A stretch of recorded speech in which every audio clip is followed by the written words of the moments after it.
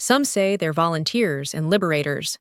Others call them mercenaries. We're talking about the Colombians on the Ukrainian front, who have lately been fleeing in terror because of the terrible conditions they have to face. What we're going to see in today's report won't be told by the recruiters, most of whom haven't even been near the front. And this, on the other hand, is all you need to know about the treatment received by those who come to fight for the independence and freedom of Ukraine. On one hand, there are the pretty stories and colorful promises from the recruiters.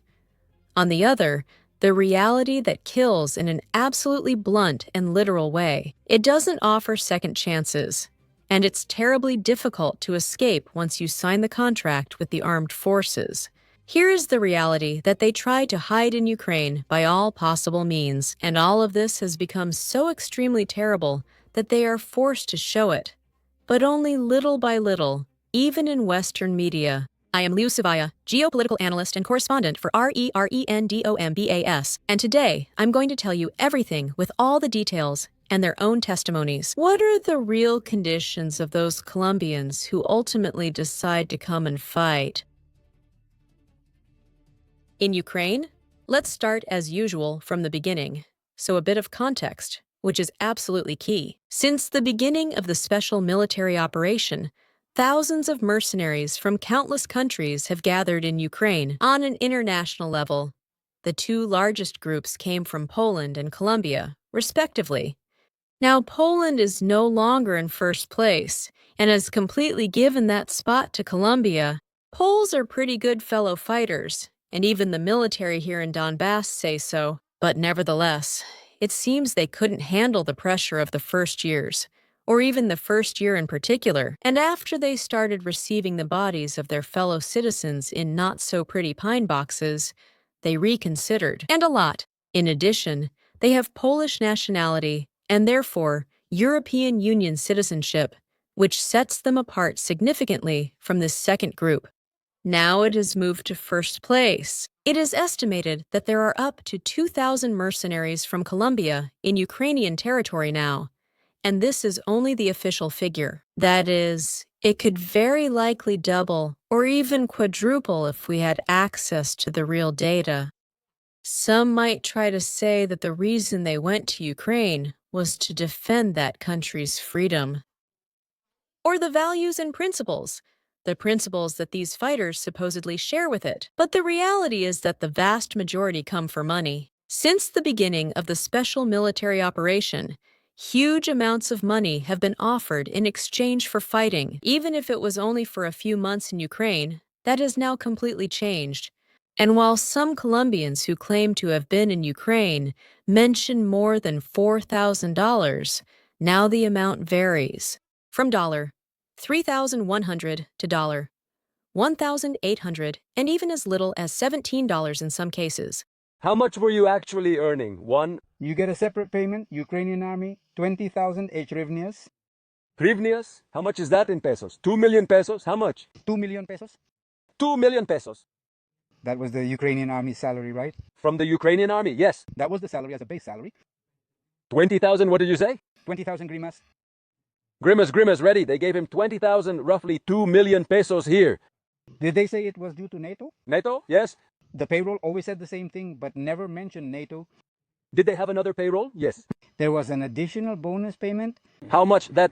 It was a war bonus of 100,000 grimas equal to 10 million pesos. 10 million. So, on one hand, 20,000 plus 100,000 would be 12 million. Let's add it up like that. 12 million. Anything else? Any other extra bonus? Starting from May 18, a new contract was in effect that supposedly required you to stay for 6 months. 6 months, I wish, but I'll explain why that's not true later. There was a 70,000 grimas bonus for 30,000 more. Yes. 70,000, I mean like another 7 million, 12 plus 7, 19 million, for a total of about 19 million pesos per month. What did you have to do to earn the extra 70,000 bonus? 30 trenches. The 19 million pesos the Colombian mentions, emphasizing that not only Ukraine but also the North Atlantic Alliance, which is supposed to stay out of this conflict, is paying, much less in such an extremely direct way. That's equivalent to about $4,290. Now, years after the start of the special military operation, they're talking about around $3,100 as a monthly military reward for fighting on the Ukrainian side. However, the reality is quite different. And at best, according to the Colombian fighters themselves, they get paid about $1,800, and in some cases, $17. Privates. And this is where we move directly to the part with the testimonies, which I assure you speak for themselves. So, several Colombians spoke with Colombian, Spanish, and even European media to share their absolutely terrible experience. One of them, in particular, says that when I come back, I won't stay silent so that people don't fall into the same trap. I have to get out of here. There's a meat grinder. Many people have children left behind. I just want to go home. In fact, she advises her fellow countrymen to do the same because she says the conditions were absolutely inhuman. The Ukrainian commanders left us with only Avtomat Kalashnikova, 47S, with a small amount of ammunition, no water, and no food. They gave us walkie-talkies and took pictures. But before letting us go to this area, they took absolutely everything from us. Anti-drone devices and technology, they never reached the zero mark, this same fighter reports. Those who do the work of reclaiming, recruit the mercenaries who later do have to go to that mark.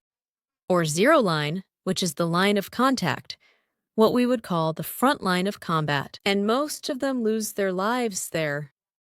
They never reach the zero mark, but they get paid for bringing deceived people, and since these people are killed, absolutely no one wants or can really tell the truth. This, in fact, is one of the main points that we will look at in much more detail next. In terms of, on one hand, there are differences that the armed forces of the Russian Federation have when they recruit volunteers who want to join the Russian cause, compared to the armed forces of Ukraine when they try to do the same. The conditions are absolutely different. I would even say, in the case of the Russian Federation, they are the opposite of what we are mentioning here, according to the testimonies of the Colombians themselves. This one, in particular, talks about the fact that he was promised about $3,100 and ended up being paid 65,000 pesos, no more and no less than exactly $17.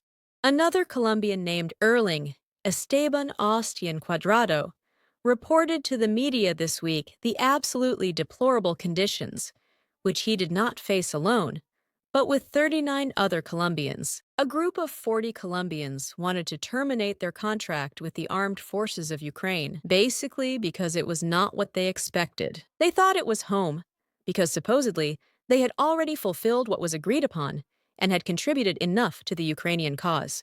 They put them on a bus, said they would take them to the border with Poland, but they ended up putting them in what is called a basement. It's something like a hole underground, really a kind of basement or hideout, or rather a cave, if you will, where they are put. Those who have committed, those soldiers, and sometimes in the armed forces of Ukraine. Also civilians who have committed some sort of offense or to whom they want to teach a lesson like that, as well as proper behavior. We thought they were taking us to the border, but in the end we got trapped. Now we don't know where we are or what will happen to us. This is a case very similar to that of 20 other Colombians, more or less, from a bus. They were reporting their absolutely critical situation and asking Gustavo Petro for help. They took us out of the apartment where we were being held from a military prison locked up. We stayed there for 2 days.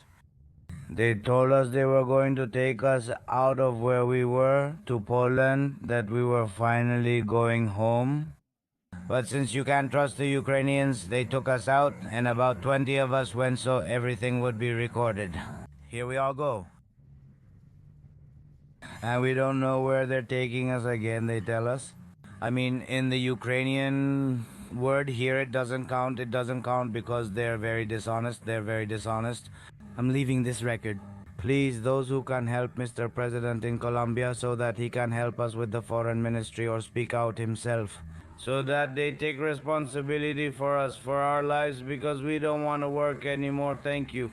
Out of all these people, many were left at the front. God is great and nothing is above God. Please, I want you to share this video because the Ukrainian word cannot be trusted. They are very dishonest. They don't pay us the salaries they claim. Everything is recorded here. We don't know where they're taking us. Another Colombian fighter, Carlos Morales, who this time did manage to return to Colombia, spoke with the European outlet Mirror of the Day, and he told them pretty much the same thing.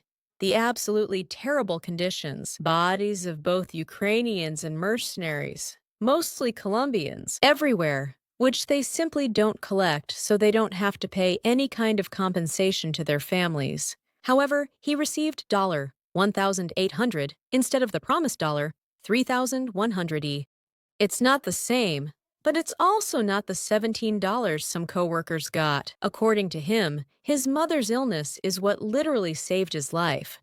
Because of her cancer, he was able to return to his country. The number of Colombians who died in the Russian-Ukrainian conflict is horrible. Based on information from multiple organizations, over 1,000 people have died in the 3 years of conflict. This is what the Colombian soldier and human rights activist Dante Incapié says. In the same sense, Colombian fighters have expressed themselves and continue to do so, in fact, from within Ukrainian territory. They abandoned them to fight a giant alone. You can't imagine what it's like here, Commander. Kid, whoever you are, don't come here out of necessity or because you like it, okay? Here, you'll find death. Here you could work for a while, you could hold a trench and earn 3 or 4 salaries. Right now, no, you can't. The artillery that Russia has at this moment is just too powerful. If here they have 1 cannon, over there they have 10. If here they have 1 drone, over there they have hundreds. So guys, understand, this is an unfair war and it's an unequal war. Don't let your children, relatives, brothers or countrymen come here to die. Those TikTok videos are fake. Some people get paid to bring others here. Be careful. Here, their bodies are abandoned in the trenches and not recovered. Most are destroyed. So if there's no body, are you declared missing in action? Without a death certificate, there's no insurance or anything else. And here in the last few days, we've lost more than 10 compatriots. More than 10 compatriots. And for those who ask, how do you earn the 190,000 hryvnias? And this is how you earn it. Like this. Don't come for money, come because you enjoy this. If you're here for money, your focus is wrong. Look, here we have another patient. He has a wound on his leg. Here is our famous and well-known Khalid. A kamikaze hit him. His hand is injured. Over here he's wounded. He got hit here on the face, right near the eye. God willing, nothing bad will happen to him. My friend is also grazed, but it's minor. And here I have a small graze too, also minor. I know the job. I know the job. Don't just come, like Drago said, for the money. The testimonies speak for themselves, and the list of Colombian mercenaries eliminated in Ukrainian territory is certainly becoming practically endless. Thus, the Telegram group Trek Emerge publishes dozens of names of these mercenaries from time to time. Even from the control images published by the Russian Federation, we receive videos like this one, where we see the armed forces of the Russian Federation attacking and later eliminating 4 Colombian mercenaries in the Zaporozhye region.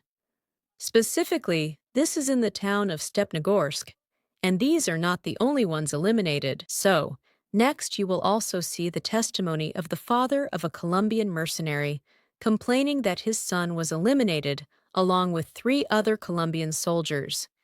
Just like in this video, in fact, and a Brazilian by Russian soldiers in the Sumy region and the command of the 47th Brigade, which he served. They didn't even inform his family about it. And of course, they refused to pay the appropriate compensation. Now this father accuses Ukraine of luring former Colombian Marines from drug cartels into the cruelest war. Through deception, and today I have to mourn him because they killed him the night before last in the bombing that killed 4 Colombians. And not even Battalion 47 of Ukraine has been able to inform me about my son's death. Ukraine is a country of lies, a country where they're taking people away with falsehoods, promising them a salary of 18 million that will never reach their pockets and they will never be able to enjoy. to all the guys.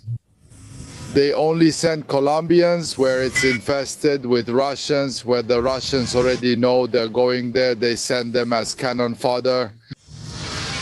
Where my son told me, Dad, I'm going on my first mission. As soon as I get there, I'll call you. And I kept waiting for his call. It's worth noting that the vast majority of the materials you've seen so far are from the fall of this very year. There are also images from the summer, like the testimony of this Colombian father, as well as the deployment of a unit of about 30 Colombians near the front line. In particular in Junakovka, in the Sumy region, the footage is from July of this year. Everything started in the most glorious way possible. The Colombians arrived at the front, shouted the corresponding Ukrainian Slavic phrase, but afterwards they were basically sent to the slaughterhouse. Not for strong men, not for strong men. The weak fail, the weak fail. The weak fail. This, I repeat, is just some of the most recent material. However, there are also much older videos, practically from the beginning of the special military operation. Well, a few months passed after it began, when the Colombian soldiers started to publish the first images of the absolutely degrading treatment they were suffering at the hands of the Ukrainian armed forces. 25 dead Colombians. Why did you use gas, you bastard? They're bastards. Come on, come on. Hey, hey, damn it. They treat me like a damn dog. A damn dog? Hey, hey. You know I have a fucking scar here because of your shitty country? Hey, hey, hey, hey. You know the guy was hurt? Hey, hey. I followed my orders. I trained the people. Because that son of a bitch dog, didn't I train 3 people? He treats me like an animal. For 3 men. For 3 men. For 3, what are you looking at? Like the main directorate of intelligence, the Ukrainian entities were here to help. How do they treat the Colombians? Hooded men just came in. Beat up our comrades. Spread this video. Ukrainians are worse than Russians.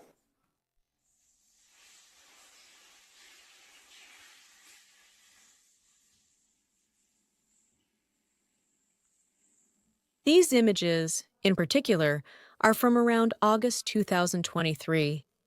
Now, things have gotten even tougher. They pay infinitely less and treat people infinitely worse. Like in the case, for example, of this group of 30 Colombians that we just saw a few moments ago. Their unit was deployed by Ukraine through a Ukrainian order, exactly in the place where the Ukrainian army itself had previously withdrawn its positions. The thing is, they didn't inform the foreigners about this. Yes, basically they left them to their fate. This, in fact, is one of the key points, as well as one of the main differences between what exists now and what existed back then. And the thing is, at the beginning of the special military operation, Ukraine also, because it was convenient for them, especially in media terms, protected foreigners quite a lot, including those who came from Colombia. Now, for that, there is neither the will nor the resources anymore. That is, the information we used to receive directly from the battlefield indicated that the mercenaries barely got close to the front line. They weren't at the front, but rather in the rear. They were practically getting paid for nothing. They would come, get paid, and go back to their respective countries. But as this has become scarce, like now, the situation is absolutely critical in terms of a lack of human resources. The people within the Ukrainian army themselves have been changing. And in what way? Now there just aren't any men. And the Russian Federation, however, keeps pushing harder and harder along the entire line of contact. So now the mercenaries are among the first that Ukraine sends to the front. And for a very particular reason. In fact, it was mentioned in his testimony by one of the Colombian mercenaries mistreated by Ukraine. If no one returns from the front, no one has absolutely anything to report. We're going to look at this point in a bit more detail now. But first, let's analyze point by point the main differences between what there was before and what there is now. The main difference, without a doubt, is the relevance. the relevance, monetary reward, which is now significantly lower, if it even gets paid at all. Then there's the danger itself. That is, those soldiers, who used to be far behind the contact line, now have to position themselves right on that line, taking on all the danger in the world. They're facing a tremendously high possibility of not coming back. On top of this, there's also the absolute difference.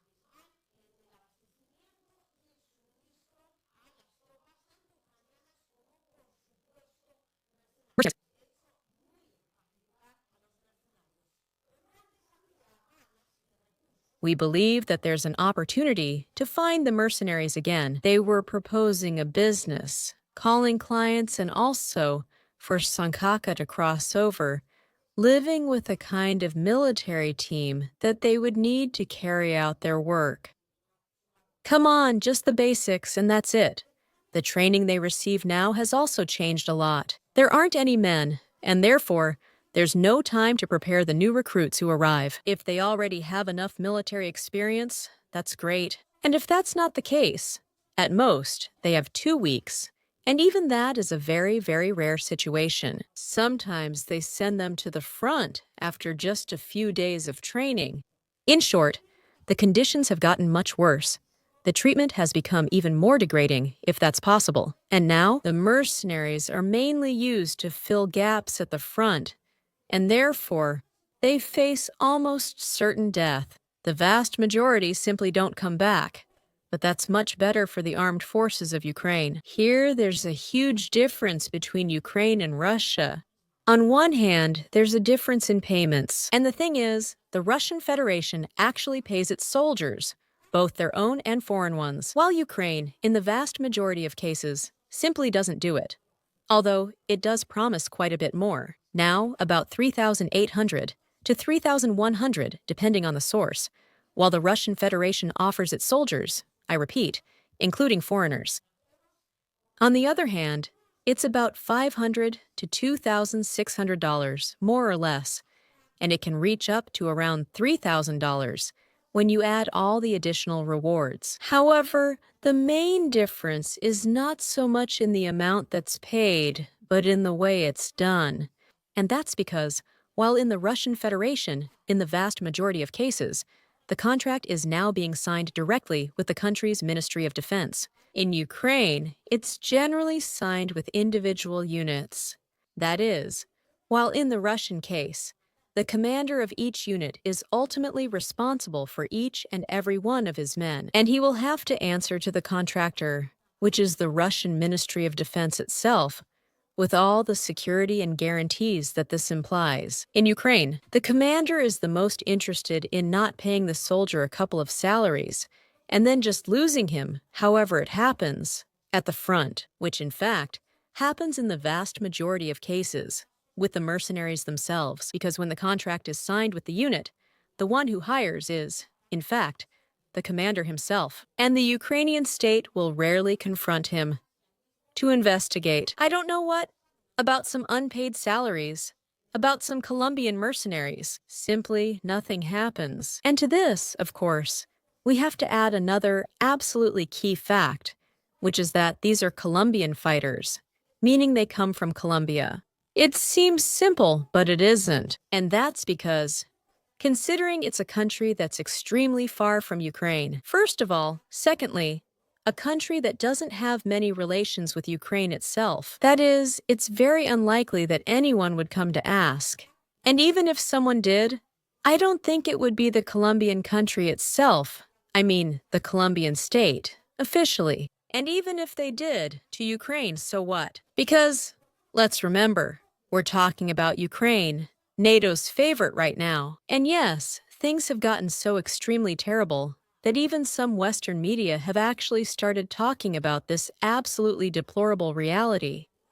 Hundreds of Colombian mercenaries who decide to go to Ukrainian territory are suffering, but really, in the vast majority of cases, especially shortly after the start of the special military operation, all of this was simply covered up. There are hundreds of bodies that no one claims, and if someone does, they will simply never know the truth about how they left or under what circumstances. Ukraine is on NATO's side, and therefore, NATO will do everything possible to cover up this reality.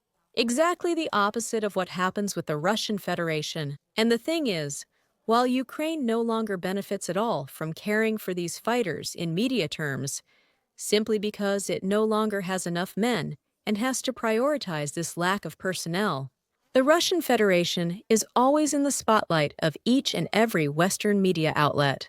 Come on, it's enough for just one fighter to have a bit of a hard time. Also, as soon as everything blows up, television stations from half the world, or at least from the western part of it, start talking about how badly they're doing, soldiers from other countries on Russian territory. But let's get back to the key point. They're Colombians. They come from Colombia, a country that, aside from close ties with Vladimir Zelensky's nose, barely has any official relationship with Ukraine.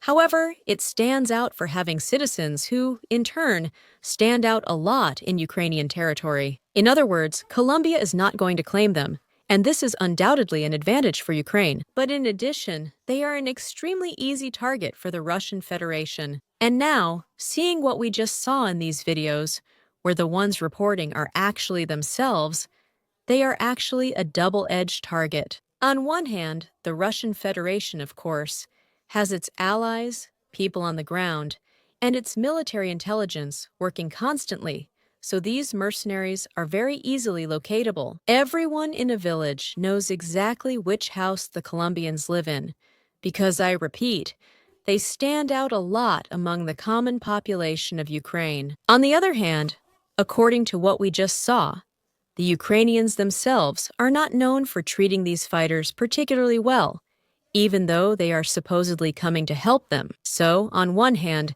they face the danger of dying at the hands of the Russian Federation, and on the other, at the hands of their own comrades. Finally, they are Colombians, a country that, especially lately, does not have very good relations. Finally, they are Colombians, a country that currently has poor relations with NATO, and both NATO itself and, consequently, Ukraine, which is something like the daughter of the former, can treat them without any consideration. In other words, they are treated as third-class citizens, even if they're not Colombian, and come from first-world countries like the United States or United Kingdom. Actually, would they really be in as much danger of suffering the same fate as the first group? And now, the lack of human resources that Ukraine is suffering from is so severe that there are even testimonies appearing, denouncing the loss, under absolutely incomprehensible conditions, of American and even British citizens. Supposedly, they not only belong to the highest-level countries, but also to countries that have the best possible relationship with Ukraine. The masters of Ukraine, really. So, a mother from the United Kingdom has been trying for years to reclaim the body, and above all, the truth about what happened to her son, who was also a British national. Yes, in 2023, he went to fight on the Ukrainian side and was found near Kramatorsk in that same year, 2023, in a pond, bound and lifeless. She suspects that he was killed by his own fellow soldiers, most likely, in fact, fellow soldiers of Ukrainian origin. In Ukraine, they don't say anything at all about it and try to cover up the matter by any means. I repeat, he is a British citizen. This case, of course, is not the first, nor the last, and certainly not the only one. Such situations have occurred not only with British citizens, but also with Americans. Where does that leave the Colombian fighters? You tell me yourselves. The situation, I think, is already clear enough. What's going on here? Of course, I'm not encouraging anyone to go fight for Russia instead of fighting for Ukraine. Absolutely everyone in the war is wrong, and what I'm actually encouraging is quite the opposite. Before going to the place, even if it's just to sign a contract, especially like in the Ukrainian case, without a translator or any conditions that could really be, even minimally, guaranteed before listening to the recruiters on TikTok. Of course, they are never going to tell the truth about the absolutely deplorable situation that Colombian fighters are actually experiencing right now in Ukraine. It's much better to get properly informed, think twice about it, and almost end up staying at home, because I repeat and emphasize this very strongly. Colombians in Ukraine are very easy targets, and in more than one way. On one hand, they're an absolutely obvious and very noticeable target, very easy to locate for the Russian Federation, and on the other hand, for Ukraine itself, which doesn't even bother to hide how it treats these fighters who are supposedly there to help the Ukrainian cause.